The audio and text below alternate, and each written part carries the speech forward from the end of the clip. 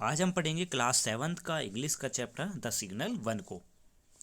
जैसे कि इस चैप्टर में लिखा हुआ है सैमियन एक व्यक्ति हैं, एक एक्स सोल्जर रह चुके हैं, एक सैनिक रह चुके हैं जिनकी जॉब अब एक रेल रोड ट्रैक की है। अब उन्हें रेल रोड ट्रैक में एक जॉब मिली है जिनकी रिस्पॉन्सिबिलिटी ये होती है कि उन्हें रेल आने से पहले वहाँ के सभी पोर्शन की देखभाल से सभी मेंटेन करना होता है, नट बोल्ट को कसना होता है और ये भी ध्यान रखना होता है कि रास्ते में कोई स्नो ना हो, स्नो को साफ भी करना होता है विंटर्स में। उनके एक पड़ोसी हैं जिनका नाम है वेजली, वो भी एक ट्रैक वॉल्कर हैं और उसी के घर के पास ही 6 से 7 माइल्स दूरी पर वो भी रहते हैं। चलिए इस चैप्टर को पढ़ते हैं आज। तो चैप्टर में यहाँ पे लिखा हुआ है Samian Levinen had early served as assistant to an army officer. Samian जो कि एक आर्मी ऑफिसर रह चुके हैं, आर्मी ऑफिसर की एक असिस्टेंट रह चुके हैं। अब वो बड़ी ही बेकार स्थिति में है और उनकी वाइफ जो है वो करस्क में, ये रसिया की एक जगह है, वहाँ पर रहती हैं। एक बार की बात है, एक बार का समय है जब वो राइड कर रहे थे, मतलब रेलवे इंजन से वो जब राइड कर रहे थे तो वो एक स्टेशन पर पहुँचे जहाँ पर वहाँ के स्टेशन मास्टर का जो फेस था उन्हें जाना पहचाना लग रहा था। उन्होंने एक दूसरे को पहचान लिया। अब क्या कैसे पहचाना कि स्टेशन मास्टर जो था वो उन्हीं की एक सेना की टुकड़ी में था जिसमें साइमन वर्क करते थे। अब वो पूछते हैं स्टेशन मास्टर कि यू आर लेबनन, क्या आप लेबनव हैं? तो यहाँ पे सिमियन जो थे वो जवाब देते हैं यस योर एक्सीलेंस, जिसे आपने सही पहचाना। तो यहाँ पे स्टेशन मास्टर फिर पूछते हैं how do you come to be here, आपको यहाँ पे आना कैसे हुआ? तो सैमियन यहाँ पे सब कुछ बताते हैं कि वो अब कहीं भी नहीं जा सकते। अब उनके पास इनकी स्थिति इतनी ख़राब हो चुकी है कि अब उन्हें जॉब ढूंढनी है, जो वो जॉब ढूंढ रहे हैं। तो यहाँ पे स्टेशन मास्टर उन्हें कहते हैं, the station master look at him, उनकी तरफ देखती हैं और बोलती हैं कि आप कुछ ही समय के लिए यहाँ पे स्टेशन पे रुकिए, आप बताइए पर कि आपकी वाइफ कहाँ पे है। तो यहाँ पे वो बताता है कि उनकी वाइफ जो है वो क्रस्क में है। तो स्टेशन मास्टर फिर जवाब देती हैं well bring your wife here, अपनी वाइफ को यहाँ पर लेके आ जाओ, मैं उनका एक फ्री पास उन्हें दिला दूंगा और यहाँ पे आपको ट्रैक वॉल्कर की जॉब जो है वो भी दिला दूंगा, वो भी पोजीशन मिल जाएगी आपको। मैं अपने इस बारे में अपने चीफ से बात करूंगा आपकी तरफ से। तो यहाँ पे जो सैमियन हैं वो कहते हैं कि मैं आपका आभारी रहूँगा, आप मेरी इतनी मदद करेंगे तो मैं आपका आभारी रहूँगा। तो यहाँ पे सैमियन जो है वो स्टेशन पे ही रहती हैं, हेल्प करती हैं किचन में, यार्ड क्लीन करने में मदद करती हैं और प्लेटफॉर्म को भी साफ़ करने में मदद करती हैं। जल्द ही उनकी वाइफ भी वहाँ पे आ जाती है और सैमियन को एक नया घर मिल जाता है, एक नई हट मिल जाती है जहाँ पर एक वेजिटेबल गार्डन है, लिटिल वेजिटेबल गार्डन, और थोड़ी सी जगह भी है रेल के साइड में, जो जगह होती है वहाँ पर जहाँ पर वो प्लांट्स बो सके।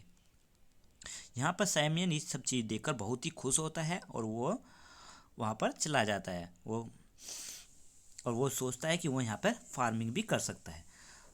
फिर सैमियन को वो सब चीज़ मिल जाती है जो उसे चाहिए होती है एक ट्रैक वॉल्कर की जॉब में, जैसे कि एक ग्रीन फ्लैग, एक रेड फ्लैग, लालटेन, हॉर्न, हैमर, स्क्रू व्रेंच नट कसने के लिए, और भी बहुत सी चीज़ जैसे यहाँ पे दिए हुए हैं। और उसके साथ साथ उन्हें एक टाइम टेबल भी दिया हुआ होता है जो ट्रेन के आने जाने का उन्हें पता लग सके। साथ ही एक बुक भी दी हो जाती है जिसमें रेगुलेशंस लिखे हुए होती हैं। अब सैमियन क्या करती हैं, जब भी ट्रेन आने वाली होती है उससे 2 घंटे पहले ही वो अपने सेक्शन पे जाके, ब्रांच पे जा, मतलब डेस्क पे जाके बैठ जाती हैं और वहाँ पर देखती हैं या इंतज़ार करती हैं कि महसूस करने की कोशिश करती हैं कि ट्रेन आने वाली है।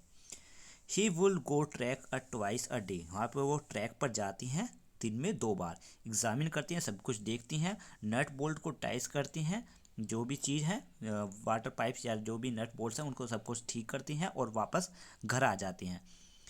अब इनकी जॉब में एक ही ये प्रॉब्लम थी कि उन्हें हर छोटी बात के लिए अपने इंस्पेक्टर से परमिशन लेनी होती थी, छोटे छोटे कामों के लिए, जो उन्हें बस यही उनका जो बेकार था, जो भी टाइम था जॉब में।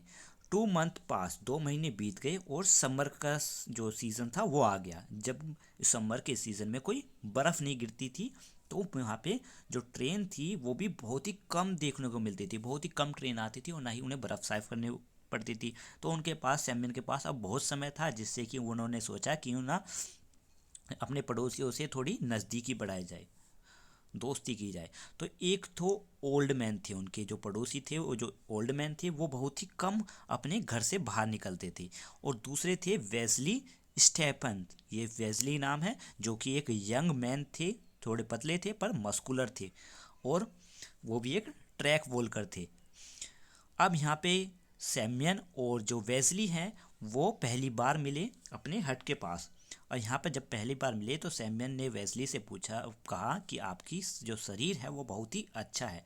तो इसके जवाब में वेस्ली ने पूछा उनसे कि आप कैसे हैं, बताओ, उनके बारे में पूछा, और बस इतना सब बोलकर वो वहाँ से चले गए।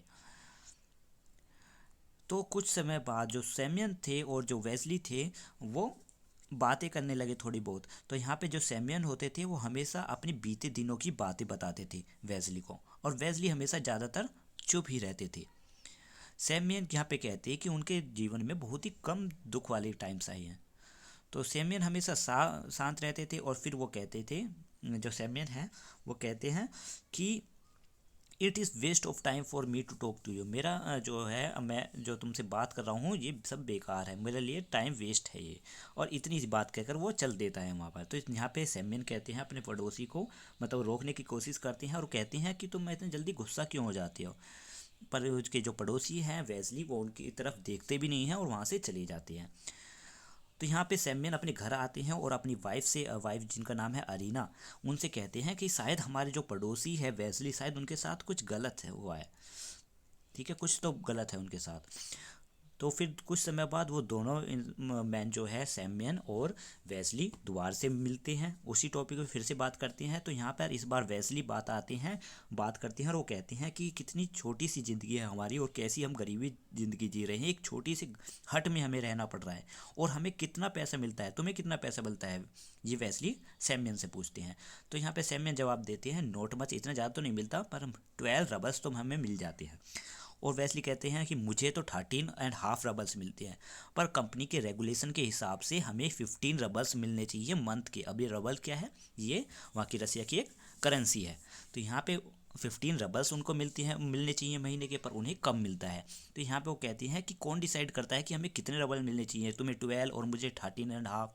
आप अपने आप से पूछो, क्या है हम ऐसी ज़िंदगी जी सकते हैं, ऐसी लाइफ जी सकते हैं? मैं तो यहाँ पे इतनी कम सैलरी में नहीं रह सकता, मैं तो कहीं और चला जाऊँगा। तो यहाँ पे साइमन फिर पूछते हैं कि तुम जाओगे कहाँ पे, यहाँ पर तुम्हें सब कुछ मिल रहा है, यहाँ पे तुम्हें हाउस मिला है, एक सही गर्म जगह मिली है, एक लिटिल पीस ऑफ लैंड मिला है, और तुम्हारी यहाँ पे वाइफ भी एक वर्कर है, तो तुम यहाँ से छोड़कर जाओगे क्यों? तो यहाँ पे कहते हैं, जो वेस्ली है वो कहता है कि लैंड, ज़मीन की बात कर रहे हो, किस ज़मीन की बात कर रहे हो?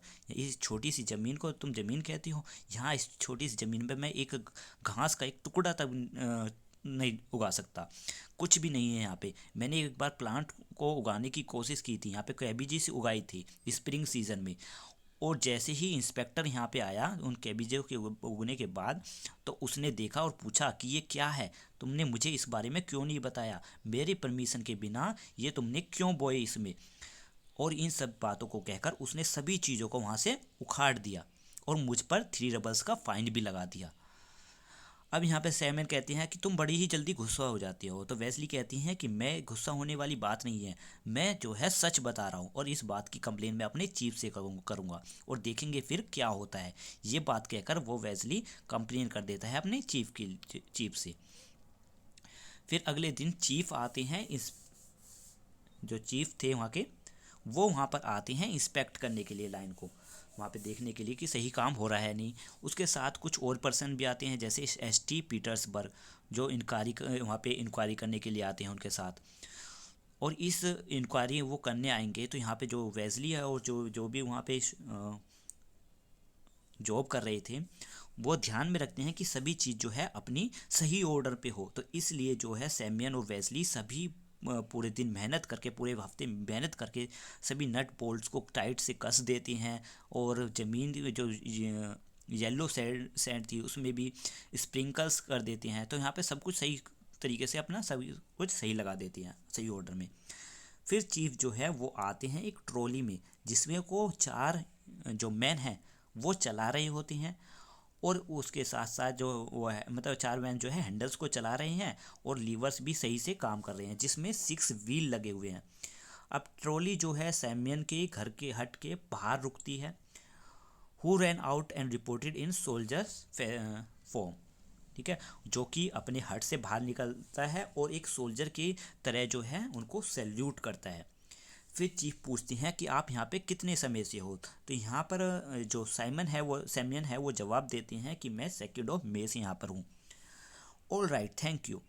हु इज़ हट नंबर 164, 164 वाली हट में कौन रहता है? तो यहाँ पे जो उनके साथ आया हुआ ट्रैफिक इंस्पेक्टर था वो रिप्लाई करता है कि उस हट में वेस्ली रहते हैं। तो यहाँ पे कहते हैं वेस्ली स्टेपन्स, ये कौन है? वही ना इंसान जिसके बारे में तुमने पहले लास्ट ईयर जो है कंप्लेन की थी। तो यहाँ पे इंस्पेक्टर कहते हैं ही सर, यहाँ सही सर ये वही है। Well we will see stepping go on, चलो ठीक है हम भी उन्हें देखेंगे, वहाँ पे चलते हैं। तो यहाँ पे सैमियन जो थे वो समझ चुके थे कि अब जो है कुछ मुसीबत आने वाली है, कुछ ना कुछ प्रॉब्लम क्रिएट होने वाली है नेबर्स के बीच और उनके बीच, क्योंकि पहले से वेस्ली जो थे वेस्ली पहले से ही गुस्से में थे, ऊपर से जो इंस्पेक्टर थे उन्होंने उनकी कंप्लेन की हुई थी। तो देखते हैं अगले उसमें वीडियो में या अगले चैप्टर में क्या होता है इसके बारे में। ये चैप्टर यहीं पे फिनिश होता है। और अगर आपको ये वीडियो अच्छी लगी है तो प्लीज़ लाइक करिएगा और subscribe. Thank you for watching.